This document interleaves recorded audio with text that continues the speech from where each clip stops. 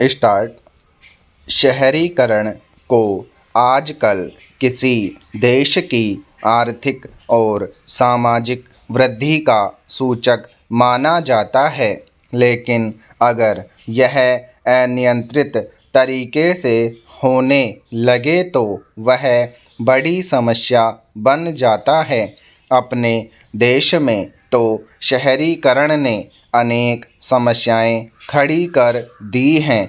हालांकि हकीकत यह भी है कि तेज शहरीकरण के बावजूद आज भी देश की 65% आबादी गांवों में बसती है। यानी अगर शहरीकरण को विकास का पैमाना मान भी लिया जाए तो हम दुनिया के ज़्यादातर देशों से अभी बहुत पीछे माने जाएंगे।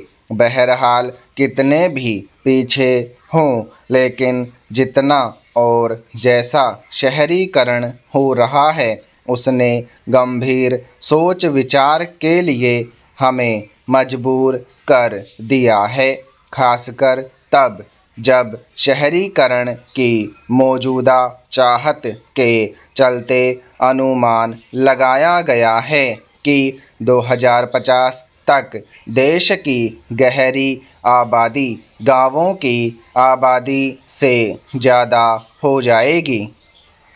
कुछ दशकों से देश में शहरों का फैलाव जिस तेज़ी से बढ़ा है उसने कई नई चुनौतियां खड़ी कर दी हैं। इसे दो कोटियों में बांटा जा सकता है। पहला, शहरों का भौगोलिक रूप से फैलाव, यानी गांवों और जंगलों का शहर के अंदर शामिल किया जाना। और दूसरा, गांव के लोगों का शहरों में आकर बस जाना। अगर शहरों के भौगोलिक फैलाव की बात करें तो इससे पर्यावरण और खेती के लिए एक बड़ा संकट खड़ा हो गया है। जंगल घटते जा रहे हैं, इससे जलवायु परिवर्तन का असर और बढ़ रहा है। खेती की जमीन को आवासीय और उद्योग की श्रेणी में लाए जाने से किसान खुद भी अपनी ज़मीनें बेच रहे हैं, वे खेती छोड़ रहे हैं। इस समय बढ़ती भयावह बेरोजगारी के बीच एक मुश्त रकम पाने के लिए ग्रामीण भारत के एक बड़े वर्ग का इस तरह अपनी आजीविका का साधन खो देना आगे बहुत बड़ी चुनौती खड़ी कर सकता है। कथित विकास की चाहत में अब पर्यावरण की चिंता कम की जाने लगी है। शहरी बसावटों के फैलने से नदियों के पाट सिकुड़ते जा रहे हैं।